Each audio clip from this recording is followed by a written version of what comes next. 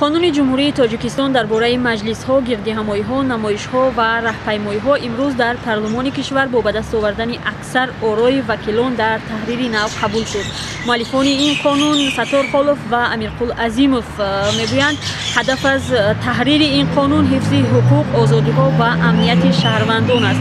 یک فرقیت اصلی قانون مذکور از لایحه قبلی این قانون در آن است که برگزار کنندگان راهپیمایی یا گردهمایی ها اکنون باید 15 روز قبل از این تصمیم خود به مقامات محلی، حکومت های محلی خبر دهند و از جمله در این عریضه خود آنها از مکان، روز و ساعت و هدف تشکیل این گردهمایی به مقامات خبر دهند. البته گزارندن چهارگانه های عمومی باید مقصدناک باشد. یک طلبات گروهی شهروندان، حزب‌های سیاسی، اتحادیه‌های جمعیت و اتحادیه‌های دینی که می‌خواهند که یگان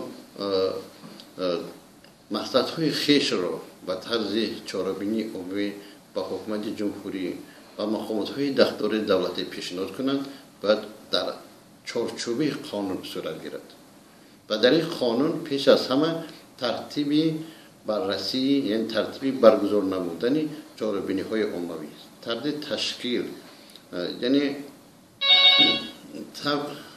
همین آن راه‌هایی که برای گذراندن چهارگانه عمومی باید سوا گردد پیشنهاد گردیده است.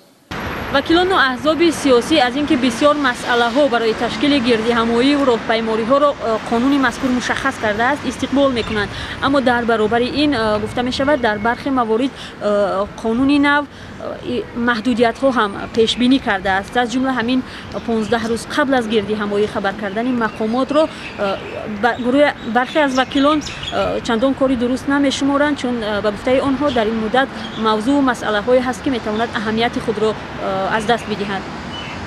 تشکیل کننده باید 15 روز قبل از برگزاری راهپیمایی و گردهمایی باید که با مقامات دولتی عریضه پیشنهاد کند. شما تصور کنید که بعضی مسائل هست که ماهیت خود را در یک هفته، در 3 روز حتی از دست می‌دهند.